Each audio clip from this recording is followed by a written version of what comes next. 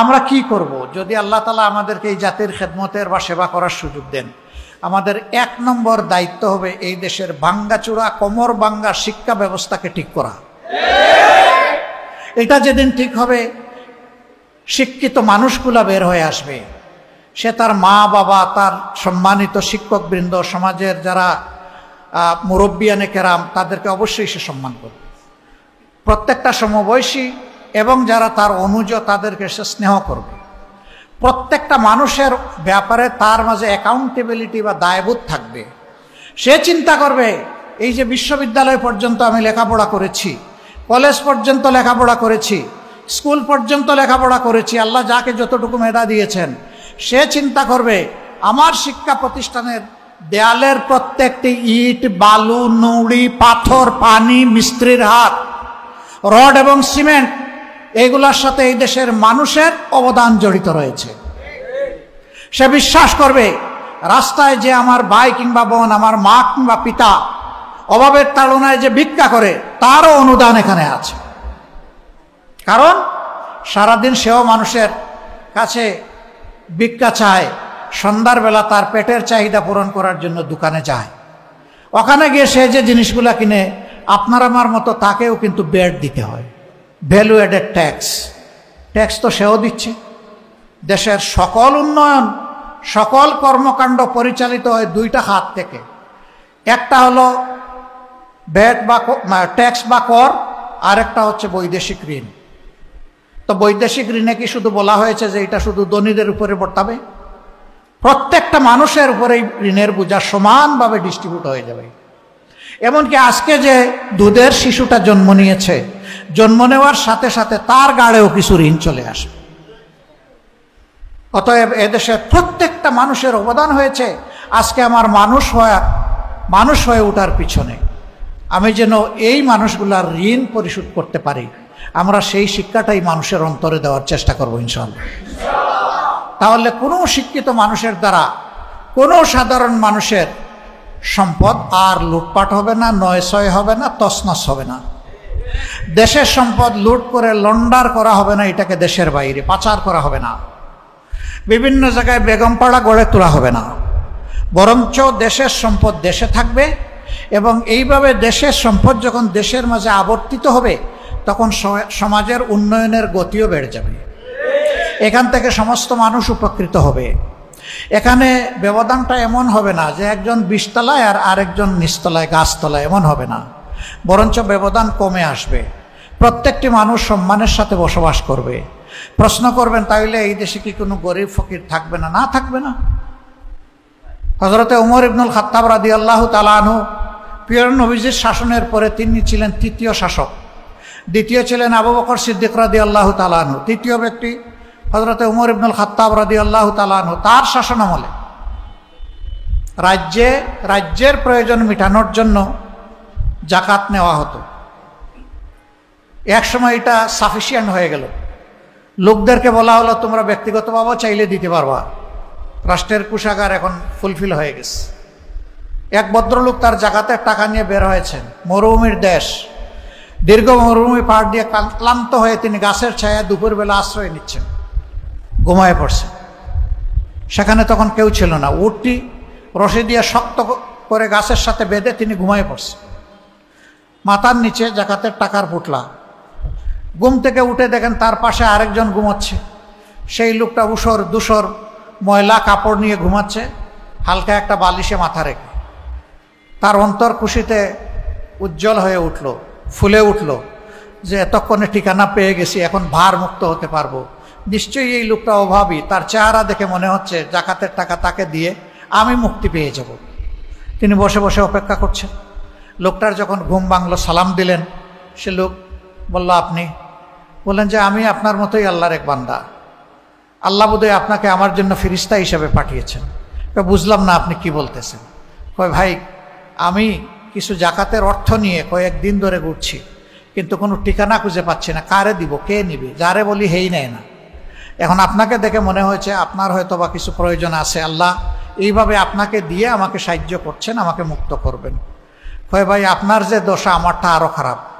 আমি তো 15 দিন ধরে ঘুরতেছি, এই জন্য আমার চেহারার এই অবস্থা। আমার পুটলায়ও জাকাতের টাকা।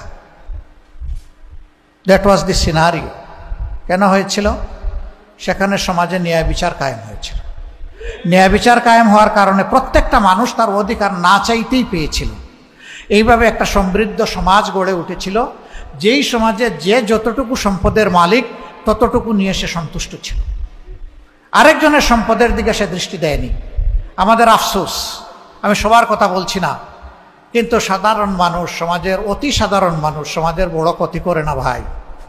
এমনকি সিসকাচুর যারা, তারাও কোনো বড় ক্ষতি করে না, ডাকাতরাও অত বড় ক্ষতি করে না। যত বড় ক্ষতি হয় একজন শিক্ষিত মানুষের দ্বারা। সকল শিক্ষিত মানুষ না, কিছু শিক্ষিত মানুষের দ্বারা তাদের কলমের কুছায় জাতির কপাল এদিক থেকে ওদিকে ঢলে পড়ে। কেন?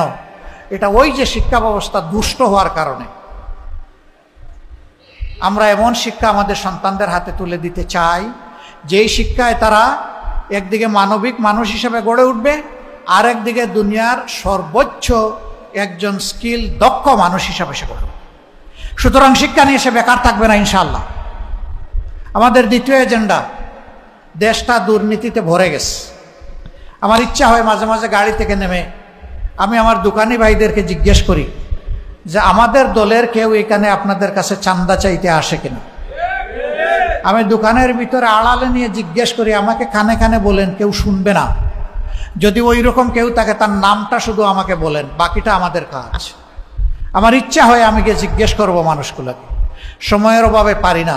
আমরা উন্মুক্ত আহ্বান দিয়ে রেখেছি, এরকম যদি কোনো দুর্বৃত্ত আমাদের নামে কেউ অপকর্ম করে মেহরবানি করে আমাদেরকে জানাবেন।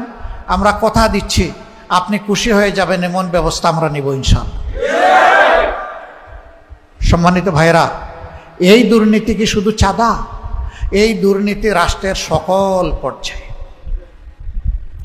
এই দুর্নীতির বিরুদ্ধে আমরা যুদ্ধ ঘোষণা করেছি। আমাদের এই লড়াই দুর্নীতি একেবারে মিনিমাম লেভেলে না আসা পর্যন্ত আমাদের লড়াই অব্যাহত থাকবে। কিন্তু আমাদের লড়াইয়ের উদ্দেশ্য মিনিমাম রাখাও নয়, নির্মূল করা। এটা আমরা জানি একদিনে হবে না। আমরা জানি কাদের বিরুদ্ধে এই লড়াই হবে। আমরা জানি আমাদের সামনে হিমালয় পর্বত দাঁড় করায় দেওয়া হবে, কিন্তু আমরা তাদেরকে সুসংবাদ দিয়ে বলতে চাই, কোনো হিমালয় পর্বত আমাদেরকে থামাতে পারবে না ইনশাআল্লাহ। আমাদের 3 নম্বর কাজ, এই সমাজে ইনশাআল্লাহ গরিব ধনী সকল ধর্মের মানুষ, নারী পুরুষ সবার জন্য আমরা ন্যায় বিচার বা সামাজিক সুবিচার নিশ্চিত করতে চাই। এবং এইটা আল্লাহ তাআলার ইনসাফের বিধানের ভিত্তিতে। এই জন্য আমাদের প্রতীকটাও দাড়িপাল্লা। এইটা নিয়ে যা যুদ্ধ করেছি এটা পাওয়ার জন্য, এটা তো কেড়ে নিয়েছিল আমাদের কাছ থেকে, আপনারা জানেন।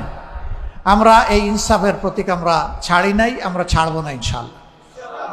আমরা ওয়াদা দিব এই প্রতীক হাতে নিয়ে যে সমাজে আমরা সুবিচার কায়েম করব। ধনী গরিব সবাই সমান।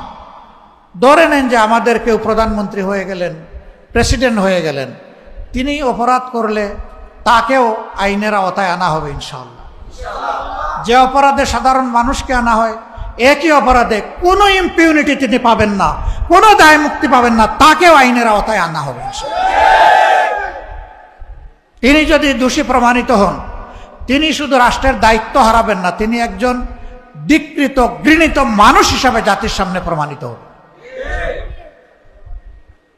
এই যখন ন্যায় বিচারের ভিত্তি থাকবে, তখন অন্যায় করা কারো পক্ষে অত সহজ হবে না। আমরা এই ন্যায় বিচারটা সবার জন্য নিশ্চিত করার পক্ষে। আল্লাহ যেন তৌফিক দান করে। আমাদের 4র্থ কমিটমেন্ট, আমরা আল্লাহ ছাড়া কারো কাছে মাথা নত করব না। দুনিয়ার সকল সভ্য দেশের সাথে আমাদের আন্তরিক সম্পর্ক থাকবে, আমাদের বন্ধুত্বপূর্ণ সম্পর্ক থাকবে, কিন্তু সেটা হবে পারস্পরিক শ্রদ্ধা এবং সমতার ভিত্তিতে। আমরা কারো আধিপত্য আমরা মেনে নিব না, কোনো হেজিমনি আমরা স্বীকার করব না। এখানে আধিপত্য একমাত্র আল্লাহ রাব্বুল আলামিনের, যিনি আহকামুল হাকিমিন। তার ছাড়া আমরা কারো আধিপত্য মানব না। বাংলাদেশকে অতীতে যারাই যা করেছেন, ফরগেট অ্যাবাউট, কিন্তু আগামীর দিন ইনশাআল্লাহ বাংলাদেশ হবে আধিপত্যবাদ মুক্ত ইনশাআল্লাহ। আমাদের 4র্থ বিষয়, একটা দেশ যখন চলে তার একটা অর্থনীতি থাকতে হয়। সেই অর্থনীতিতে ব্যাংক, বিমা সেক্টর, কর্পোরেশন অনেক কিছু থাকবে। তার পাশাপাশি মিল, ফ্যাক্টরি, বিজনেস, ইন্ডাস্ট্রি থাকবে। এই খাতে এখন কোনো শৃঙ্খলা নেই, শুধু লুটপাট আর অনিয়ম। এই খাতে ইনশাআল্লাহ আমরা শৃঙ্খলা ফিরিয়ে আনব। আমরা বিনিয়োগকারীদের জন্য এমন পরিবেশ দিব, কোনো জালিম গিয়ে তাদেরকে থ্রেট দেওয়ার সুযোগ পাবে না, গিয়ে চাঁদা চাওয়ার দুঃসাহস দেখাবে না। যদি সে দেখায় তার হাত অবশ করে দেওয়া হবে ইনশাআল্লাহ। সবাই ক্ষুদ্র দোকানি থেকে, মুদির দোকানি থেকে শুরু করে বৃহৎ শিল্প কারখানার মালিক যারা হবেন, তারা সম্মান এবং নিরাপত্তার সাথে তারা তাদের ব্যবসা পরিচালনা করবে। বিদেশিরা যারা এই দেশে বিনিয়োগ করতে আসবে, তাদেরকেও সেই একই সম্মান এবং একই নিরাপত্তা বিধান করা হবে ইনশাআল্লাহ। কারণ এখন বিশ্বে চলতে হলে পরস্পরের সহযোগিতা লাগবেই। আমাদের দেশ ছোট, মানুষ প্রচুর। এই দেশটা উৎপাদনের জন্য খুবই উর্বর একটা জায়গা, উপযুক্ত একটা জায়গা। শুধুমাত্র দুষ্ট রাজনীতির কারণে বিদেশ থেকে মানুষগুলো এখানে এসে বিনিয়োগ করার সাহস পায় না। আমরা এই দুষ্ট রাজনীতির পুরা চরকা ঘুরিয়ে দিতে চাই ইনশাআল্লাহ। এইভাবে একটা স্বচ্ছ সমাজ কায়েম করা আমাদের অঙ্গীকার। আর অনেকগুলো অঙ্গীকার আমাদের আছে। অনেকে যখন বিভিন্ন জায়গায় যায় তখন বলে যে আমাদের একটা খেলার মাঠ নাই, একটা পার্ক নাই, এই ড্রেনটা এইভাবে মজে পচে দুর্গন্ধময় হয়ে গেছে, এটা দেখার কেউ নাই, সড়ক ভেঙে টুকরা টুকরা হয়ে আছে, এটা রিপেয়ার করার কেউ নাই। আপনারা মেহরবানি করে একটু দেখবেন। কিসের মেহরবানি রে ভাই? আপনার মূল্যবান ভোটের আমানত যে নিবে, যে কবুল করবে, এটা মেহরবানির ব্যাপার নয়, এটা তার চৌকিদারের ব্যাপার। এ দায়িত্ব তাকে পালন করতে হবে। এই দায়িত্ব পালন করার মানসিকতা যার নাই, জনগণের ভোট চাওয়ার অধিকার তার নাই। মেহরবানি কেন? এটা আপনার ডিউটি। আপনি কোনো চাকরিতে যখন নিয়োজিত হন, 8 ঘন্টা আপনাকে যেভাবে ডিউটি করতে হয়, জনগণের ভোট পেয়ে আপনি জনপ্রতিনিধি নিয়োজিত হয়েছেন, আপনাকে ঠিক সেইভাবেই ডিউটি করতে হবে। আপনি মনে করবেন না আপনি বস আর জনগণ আপনার ক্লায়েন্ট, বরঞ্চ জনগণ আপনার বস আর আপনি তাদের সার্ভেন্ট। সেইভাবে আপনাকে নিতে হবে। বাংলাদেশ জামাত ইসলামী এমন একটি দেশ, একটি সমাজ চায়। এই সমাজের জন্য আপনারাও কি প্রস্তুত? ইনশাআল্লাহটা আর একটু জোরালো হোক মাশাআল্লাহ। যারা এসেছেন দুর্যোগপূর্ণ আবহাওয়া উপেক্ষা করে, আবহাওয়া অনুকূল থাকলে হয়তো আরো অনেকে আসতেন। যারা আসতে পারলেন না, আপনাদের পরিবারের প্রিয় সদস্যবৃন্দ, আপনার প্রতিবেশী, কর্মস্থলের সাথী এবং আপনার বন্ধু বান্ধব, এই কথাগুলো যদি আপনাদের ভালো লাগে সবার কাছে পৌঁছে দেবেন। এই কাজের জন্য আল্লাহ যদি আমাদেরকে মনোনীত করেন, আমরা আল্লাহ তাআলার কাছে কৃতজ্ঞ থাকব, আপনাদের কাছেও কৃতজ্ঞ থাকব। যদি আল্লাহ এই পর্যায়ে আমাদেরকে দায়িত্ব না দেন, আমরা মনে করব আমাদের বিরাট ঘাটতি আছে, ওইটা আগে পুষাতে হবে। আল্লাহ হয়তো আমাদেরকে ঘাটতি সহ এই দায়িত্ব দিতে চান না। তবে বাংলাদেশের মানুষ বড় অতিষ্ঠ। যেখানে যাই একটা কথাই বলে, শুধু বুটটা দেওয়ার ব্যবস্থা করেন, বাকিটা আমাদের দায়িত্ব। এই বুটের সেন্টারগুলা শক্তভাবে গার্ড দিতে হবে। আমরা চাই বুটটা নিরপেক্ষ হোক, সুষ্ঠু হোক। সেই বুটে যেই পাশ করবে আমরা তাকে অভিনন্দন জানাবো। কিন্তু আমরা 3 বার ভোট দিতে পারি নাই, এবার 4র্থবার কেউ যদি আমাদের ভোট ডাকাতি করতে আসে, আমাদেরকে তৈরি থাকতে হবে ডাকাতের হাত ভেঙে দেওয়ার, যেন দুঃসাহস না করে আমার ভোটে হাত দেওয়ার। তার ভোট সে দিবে, আমার ভোটটা আমি দেব। তার পছন্দ মতো সে তার প্রার্থীকে ভোট দেবে, আমার পছন্দ মতো আমি আমার প্রার্থীকে ভোট দেব। এরপরে জনগণের ভোটে যে নির্বাচিত হবে সে আবার আমাদের সবার নেতা, সবার দায়িত্বশীল, সবার চকিদার, সবার পাহারাদার। এর বাইরে আমরা কোনো কিছু মানব না। এই শক্তি ওই শক্তির হুমকি ধমকি এগুলো ভাই আমরা পরোয়া করি না। কারণ আমরা পরোয়া করি আল্লাহ তাআলাকে। আমাদের নেতৃবৃন্দ ফাঁসির রশিতে গিয়েছেন, কিন্তু মুখের হাসি দূর হয় নাই, হাসতে হাসতে গিয়েছেন।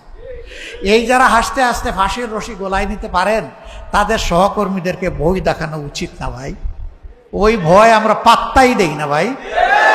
আমরা শুধু আল্লাহ তাআলাকে ভয় করি ভাই, গোপনেও ভয় করি, প্রকাশ্যেও ভয় করি। আল্লাহ আমাদের সঙ্গী হন। আপনাদের প্রতি আবারও কৃতজ্ঞতা। কষ্ট করে এসেছেন, আল্লাহ তাআলা আপনাদের হায়াতে, সেহাতে, ইজ্জতে, রিজেকে, ইলমে, আমলে অফুরন্ত জাযাকা দান করুন। আমার সাংবাদিক ভাইয়েরা এখানে এসেছেন, তারা অক্লান্ত পরিশ্রম করেন, আমাদের কথাগুলো জনগণের কাছে পৌঁছে দেন। আমরা তাদের কাছেও কৃতজ্ঞ। ভাই, আপনাদেরকেও লাগবে। একটা সোনালী সমাজ নির্মাণে সমাজের আয়নাকে বাদ দিয়ে, বিবেককে বাদ দিয়ে হবে না ভাই। আমরা একাট্টা হয়ে যাব কল্যাণের পক্ষে, সত্যের পক্ষে, ন্যায়ের পক্ষে। সেই ন্যায়ের বাণী নিয়ে যেই আসবে, তবে ন্যায়ের বাণীর সাথে আমি তার চরিত্রটাও মিলাইয়া দেখব।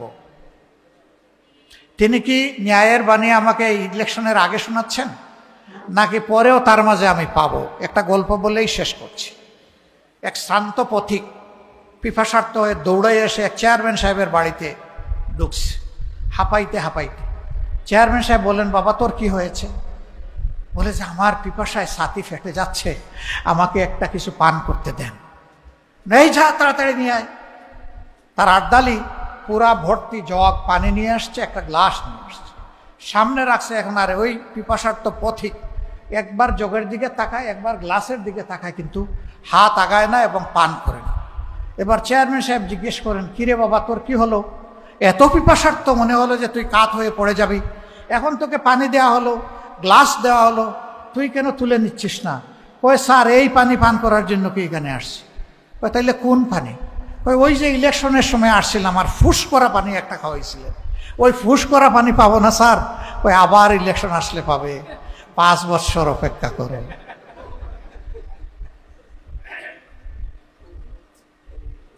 আমরা ওই ফুস করা পানি এখনো খেতে চাই না, তখনও খেতে চাই না। 12 মাস প্রতিদিন 365 দিন যেই পানি পাওয়া যাবে সেই পানি সমানভাবে ভাগ করে খাবো ইনশাআল্লাহ। আপনাদের সবাইকে মোবারকবাদ। আসসালামু আলাইকুম ওয়া রাহমাতুল্লাহ।